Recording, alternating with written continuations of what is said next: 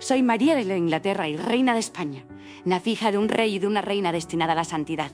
Mi padre era Enrique VIII de Inglaterra, poderoso, obstinado, acostumbrado a que Dios obedeciera su voluntad. Mi madre, Catalina de Aragón, era hija de los reyes católicos, y de ella heredé el orgullo, la fe y el corazón español.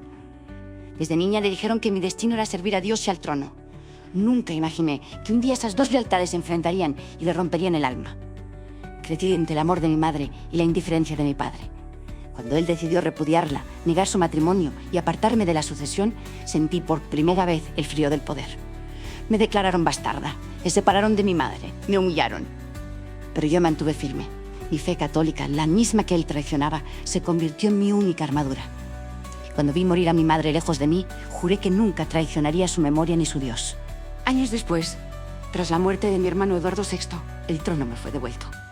En 1553, fui coronada reina de Inglaterra, la primera mujer que gobernó por derecho propio en siglos. Aquella coronación fue mi venganza y mi redención. La hija repudiada volvía al trono que le habían negado. Pero junto al poder vino también el deber de restaurar la fe católica en un reino que había seguido el camino de la herejía. Me llamaron Bloody Mary, María la Sangrienta, por las hogueras que ardieron en mi nombre. Y yo no lo negué.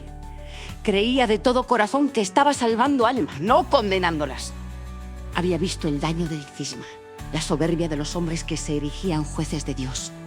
Cada muerte me pesaba, pero cada alma salvada he daba fuerza. Crueldad o convicción, la historia juzgará, pero mi conciencia sigue en paz. En medio de aquel fuego de fe y deber, llegó Felipe de Habsburgo, príncipe de España, hijo del emperador Carlos V. Mi corazón, endurecido por los años de humillación, volvió a latir. Tenía casi 38 años y era mucho más joven. Pero en su mirada vi la promesa de amor, de unión entre dos coronas y dos almas. Nos casamos en 1558 y por un instante creí que Dios me había concedido consuelo. Amé a Felipe con toda mi alma, lo amé como una muchacha y lo veneré como una esposa devota. Pero él nunca me amó igual. Fue respetuoso, cortés, pero distante. Veía en mí una alianza política, un corazón. Cuando partió a Flandes se quedé sola, esperando cartas que llegaban frías, formales. La corte murmuraba, el pueblo me rechazaba y mi cuerpo comenzó a traicionarme. Creí estar embarazada 2 veces, pero la esperanza se desvaneció en la nada. No hubo hijo, no hubo heredero. Solo el eco de una ilusión que se deshizo en lágrimas. Y mientras yo rezaba por su regreso, Felipe volvía a sus guerras, a sus conquistas, a su gloria.